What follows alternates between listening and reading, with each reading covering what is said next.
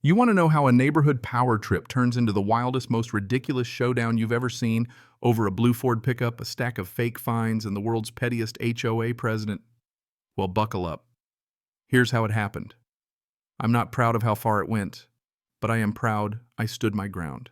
So it's barely past 7 in the morning, and I'm standing in my kitchen nursing what's left of my coffee when I hear this awful metal-on-metal scrape coming from the garage. Not a normal sound, makes your teeth itch. I kill the light and slide over to the front window, heart pounding in my throat. You ever just know something is about to go sideways? That was me. Out front, there's a tow truck idling at the end of my driveway. Yellow lights off, but it's just sitting there, daring the sun to rise on this mess.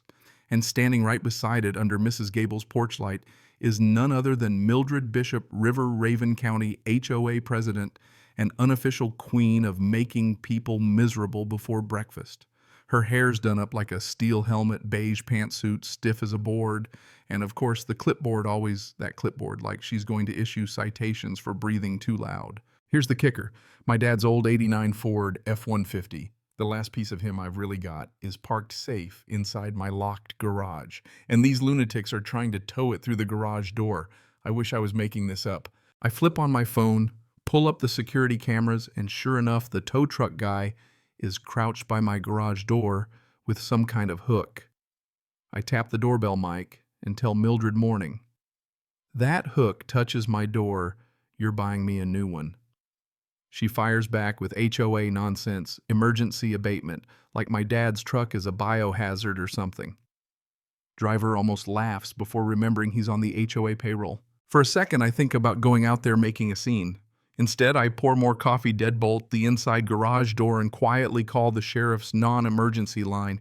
The dispatcher's confused at first. I mean, how do you explain they're trying to tow my truck from inside my garage? But she gets it. Units 2 blocks away, don't confront them. Good advice. I am historically allergic to felonies. Not 5 minutes later, Sheriff Brody's cruiser glides in behind the tow truck. Brody looks like he's seen every kind of idiocy the county can produce, and today he's found a new flavor. Mildred tries her speech points at my house, waves her clipboard like she's swatting flies, yells about property values. Brody listens, face like a stone. Then he tells her garage counts as inside. No court order, no entry. He barely has to raise his voice. Mildred sputters. The tow truck guy nearly sprints back to his cab. Brody comes to my door, tired eyes, says, "People like her, they don't just lose, they double down." He's right, I wish he wasn't. Sure enough, the next day I get an official violation notice, this time for my wind chimes. Wind chimes. My mom gave me those years ago. They sound like a kitten's yawn in a gentle breeze. But to Mildred, they're a nuisance. Leo, my best friend, man's got more bad ideas per minute than most people do in a lifetime, declares Suburban War. I try to be reasonable, but the more I think about it, the madder I get. I buy 3 more sets of wind chimes. My porch starts sounding like a new age record store in a tornado. She escalates with the weekly newsletter, a 4-page masterclass in passive aggression. Then comes the late night tape measure incident. I catch her on camera, sneaking around my fence measuring. She realizes my fence is legal and kicks a post, mad as a wet cat. The pettiness turns relentless. Mailbox flag 2, red garden hose coiled the wrong way. It's death by 1,000 paper cuts.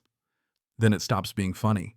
Certified letter arrives, final warning legalese, so thick you could use it as insulation, gold seal, and everything. Says my dad's truck is inoperable. HOA will remove it and slap a lien on my house if I don't comply. But the seal's fake. Whole thing's a scare tactic, and I know it, but it works. I'm rattled. Right when I think I can't take any more, the power goes out during a thunderstorm. I'm on a call with Leo, showing him video of Mildred's latest late-night creeping, when everything blinks out, lights, computer, and worst of all, my security cameras. I panic, remembering the backup generator my dad insisted on installing 5 years ago. I'd thought it was overkill, but that night it saved me. Cameras kept rolling. My dad was right. You don't buy an umbrella when it's already raining. Reviewing the footage, I spot a nondescript white van parked nearby before the blackout. It leaves just as the power cuts. Feels deliberate. Brody comes over, watches the video, checks the fake letter. She's smart, he says, but what we need is for her to cross a line we can prove. That's when the plan comes together, a sting. We set up a decoy truck word accidentally leaks that I'm finally getting rid of the Ford.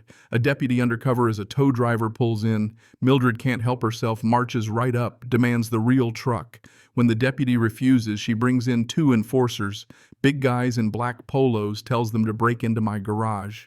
I'm inside, hands shaking, listening to my reinforced door rattle.